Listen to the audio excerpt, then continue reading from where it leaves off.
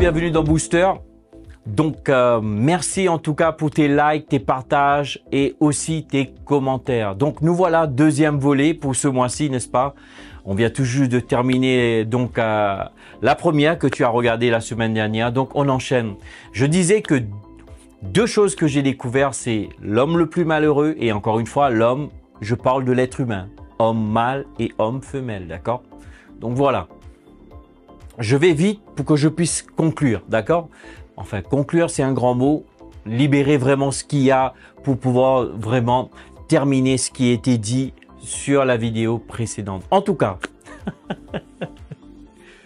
je disais donc, l'homme le plus malheureux, c'est un homme qui n'a pas de rêve. Et l'homme le plus frustré, c'est quelqu'un, au fait, qui n'arrive pas à accomplir, visualiser ses rêves. Et je te l'ai dit, comment est-ce que toi, tu découvres le plan de Dieu, le rêve de Dieu, le destin de Dieu et tout ce que tu veux? Tu mets les mots. Tu sais, comme je l'ai dit la dernière vidéo, tu sais, ça n'arrive pas tout le temps comme ça. Comme tu vois, Moïse, il a été sur la montagne et puis d'un seul coup, tu sais, le buisson ardent et Paul qui marchait sur la route de Damas et puis paf, tombé de son cheval. Ça ne passe pas toujours comme ça. Des fois, c'est dans des petites choses. Tu es assis. Tu es en train de voyager, tu es en train...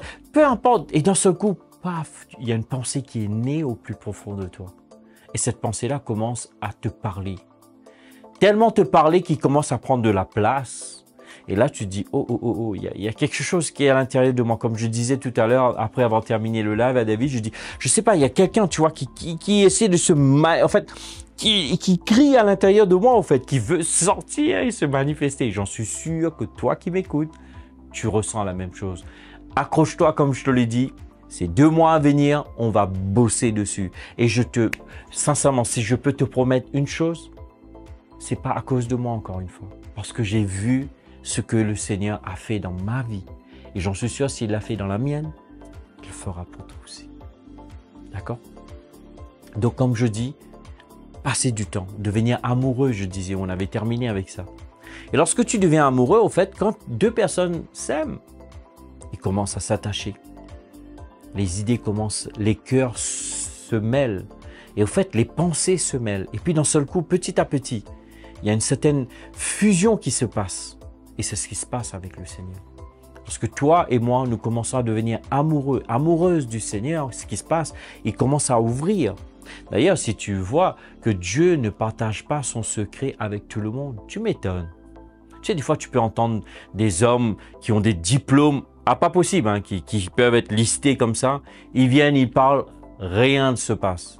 Et puis, tu vois un petit, comme moi d'ailleurs, n'est-ce pas?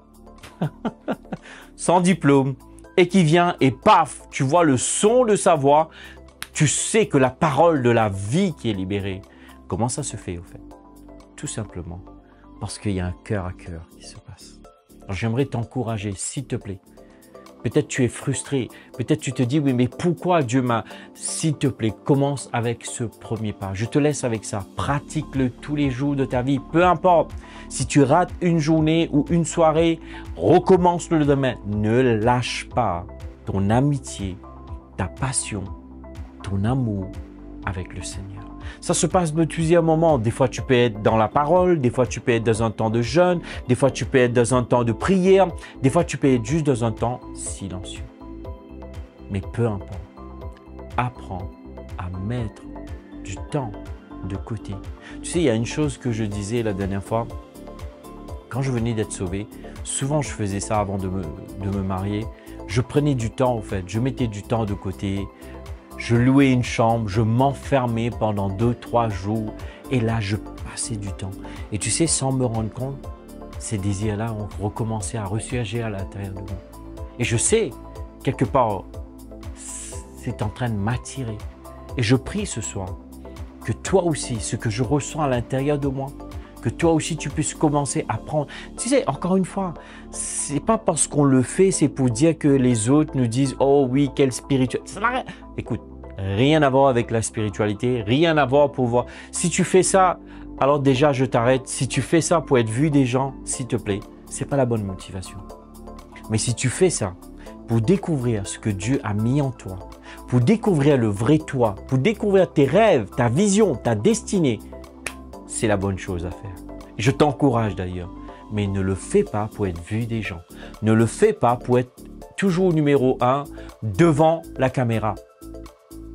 C'est pas la bonne motivation. Si tu me vois devant toi, c'est parce que c'est lui qui me donne la force de tenir sur mes jambes. C'est lui qui me donne la capacité de pouvoir te parler. Tout est lui. J'existe à cause de lui, pour lui. Et si je suis là, c'est grâce à lui. Je ne sais pas si c'est pour toi, en tout cas prends-le. C'est gratuit. Seigneur, j'aimerais vraiment te remercier. Te remercier pour tous ceux et celles qui m'écoutent. Seigneur, je crois que cette saison est la bonne. Que c'est la saison que je proclame de déploiement. Que chacun et chacune vont entrer en possession de leur destinée. Être au contrôle de leur vie et non pas être contrôlé. Je te remercie pour cela. Au nom de Jésus. Amen. En tout cas, merci pour ton temps. Désolé d'être un petit peu long. T'imagines, après un live comme ça, on ne peut pas se contenir. Merci en tout cas pour ta patience. Merci pour tes likes, tes partages. Et je te dis à très bientôt. Bye bye.